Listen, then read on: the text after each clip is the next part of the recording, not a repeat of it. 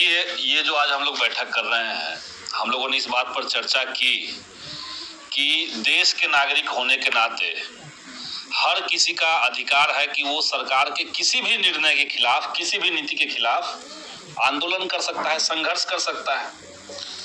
लेकिन संघर्ष करने के चलते अगर चिन्हित करके 18,220 आंगनबाड़ी सहायिकाओं और सेविकाओं को अगर चयन मुक्त किया गया है तो हम इसे लोकतांत्रिक प्रक्रियाओं का, लोकतांत्रिक अधिकारों का उल्लंघन मानते हैं। पहली बात तो हम लोगों ने ये तय किया। दूसरी बात कि बहुत वाजिब मांग थी, आंगनबाड़ी आंदोलन का बहुत वाजिब मांग थी। 2018 में सरकार ने ही ये आश्वासन उस समय दिया था कि आपका जो वेतनमान है उसमें हम लोग 25% की हम लोग बढ़ोतरी करेंगे। तो उसी बढ़ोतरी को, सरकार के ही वायदे को याद दिलाने के लिए लोग सड़क पर उतरे। लेकिन ये दुर्भाग्य है कि इतने बड़ी संख्या में लोगों को चयन मुक्त किया गया है।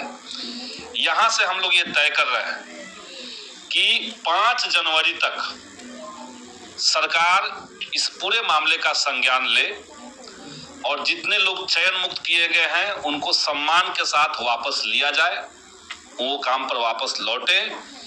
अन्यथा 5 जनवरी के बाद AICCTU के नेतृत्व में बिहार भर की जो आंगनबाड़ी सेविकाएं, सहायिकाएं, बहनें हैं, वो एक बड़े आंदोलन में दोबारा से हम लोग जाएंगे और सरकार के इस तरह के किसी भी दंडात्मक नीति के चलते न तो लोगों का मनोबल गिरेगा, न ही हम झुकेंगे, न पीछे हटेंगे।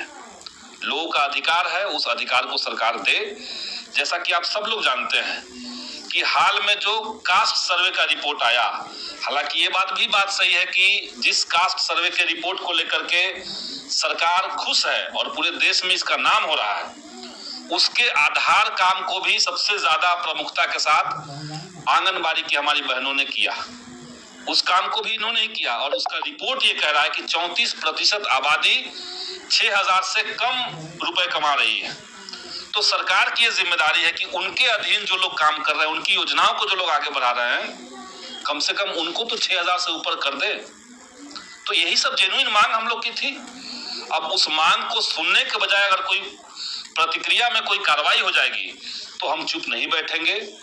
5 जनवरी के बाद इसको लेकर के एक बड़ी बैठक और बड़ा आंदोलन में हम लोग निश्चित तौर से जाएंगे और उससे पहले हम लोग प्रयास करेंगे कि भाकपा माले का जो विधायक दल है, AICCTU जो हमारा ट्रेड यूनियन है, उसके जितने नेता हैं, हम सब लोग मिलकर के माननीय उप मुख्यमंत्री से और माननीय मुख्यमंत्री से इस बात को अवगत कराएंगे कि ये जो गलत फैसला हुआ है इसको तत्काल वापस सरकार